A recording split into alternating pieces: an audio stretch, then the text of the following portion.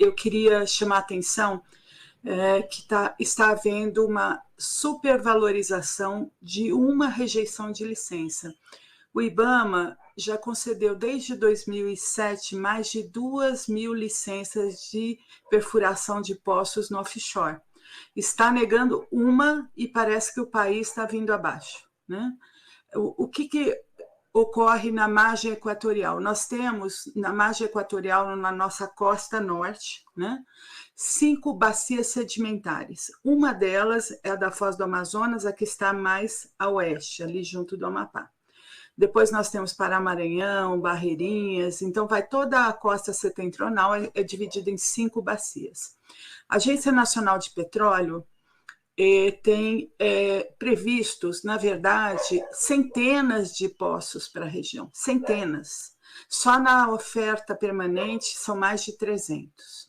O que é o Bloco 59, que está dando essa confusão toda? É um bloco bem próximo ali, pegando no Oiapoque e subindo na direção da fronteira com a Guiana Francesa, em que eles pretendem perfurar. Perfuração é uma etapa em que nós vemos se tem petróleo e se tem quantidade suficiente. Nem se sabe se vai se achar petróleo ali. Em 2018, eu neguei 5 blocos da empresa Total ali do lado e não tive nenhum tipo de repercussão. O país não caiu. A economia do Amapá não despencou, né? Então, a questão, o que o IBAMA está dizendo? Está dizendo que a Petrobras não colocou no processo informações, estudos que provem que ela consegue gerenciar acidentes naquela região. O Porto de Belém, que é o principal apoio em termos de porto, é o porto mais estruturado, está a 800 quilômetros do Bloco 59, demora 2 dias para chegar lá em caso de acidente. Eles vão colocar barcos no caso de vazamento, mas esses barcos não conseguem conter sozinhos. O que pode acontecer? A principal corrente, e é muito forte, é para a direção da Guiana Francesa. Em menos de 10 horas, o óleo já estaria em águas internacionais.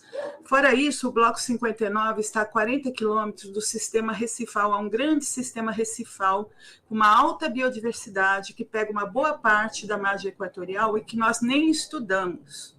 Aquela região é uma região propícia, por exemplo, para planejamento de pesca. Se você opta por exploração de petróleo, você está falando que a pesca não vai conseguir se desenvolver, pelo menos não com as condições adequadas. Então, o que o IBAMA está negando é um bloco, e a discussão que foi assumida é como se o IBAMA estivesse debatendo o futuro do petróleo no país, que nós temos que debater.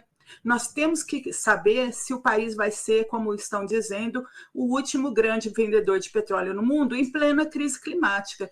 É um cenário bem triste para um país com os recursos naturais que nós temos, com a biodiversidade que nós temos. Nós podemos fazer desenvolvimento sem carbono, quer dizer, mantendo a exploração de petróleo no mínimo necessário, e nós temos que debater isso com os brasileiros. Então, são discussões separadas. A discussão de uma rejeição do IBAMA técnica, que não tem nada de política, e a discussão de futuro de país, a discussão de política energética. Quer dizer, nosso futuro é realmente explorar mais petróleo, ou nosso futuro é desenvolver o país com floresta em pé, com uso dos nossos recursos naturais, com bioeconomia? Essa discussão ela é do governo e essa discussão é dos brasileiros. Nós realmente estamos numa época em que optar pelo petróleo, e só a frase é muito ruim, né? O último grande vendedor de petróleo. Quer dizer, as petroleiras estão se tornando empresas energéticas e nós queremos começar o nosso boom de exploração de petróleo. Não faz sentido algum. Eu ia te perguntar exatamente isso, Sueli. Acho que a grande crítica que eu ouvi de parte dos ambientalistas em relação a essa tentativa é que, ok, já está se perfurando muito petróleo no Brasil. O que o Brasil devia estar fazendo em outro sentido para que a gente se movesse em um sentido de uma energia mais limpa e uma energia mais sustentável, Sueli, ao invés de pensar em perfurar mais poços de petróleo?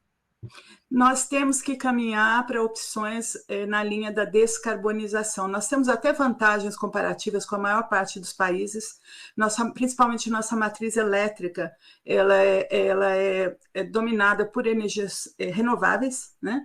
Nós não dependemos do carvão mineral, como a China, ou como a Índia, ou como a Rússia, né? Nós temos uma situação vantajosa nesse sentido e temos que melhorar e não que piorar. Né? Na verdade, a nossa matriz elétrica ela tem que caminhar para mais uso de energias renováveis. Nós temos um potencial invejável em termos de solar, de eólica, de uso de biomassas. Nós estamos agora com toda a discussão sobre o hidrogênio verde, mas então as nossas opções deveriam passar longe de uma expansão maciça de petróleo. Sim, nós vamos sempre depender de um tanto de petróleo para a economia, mas aumentar o petróleo numa época em que o IPCC, o painel intergovernamental da ONU sobre mudança do clima, está dizendo que nós já estouramos todo o nosso orçamento de carbono, que o mundo até 2030 tem que diminuir em 43% as suas emissões de gás de efeito estufa, o Brasil caminhar ao contrário, é muito esquisito, porque nós não precisamos, e inclusive, historicamente, a renda gerada pela exploração de petróleo offshore é altamente concentradora, ela gera dinheiro, mas não gera justiça social. Essa é a experiência que nós temos no país e que outros países têm. Então, o que nós precisamos, na verdade, é optar por aquilo que o Brasil realmente pode construir em termos de futuro de país carbono negativo.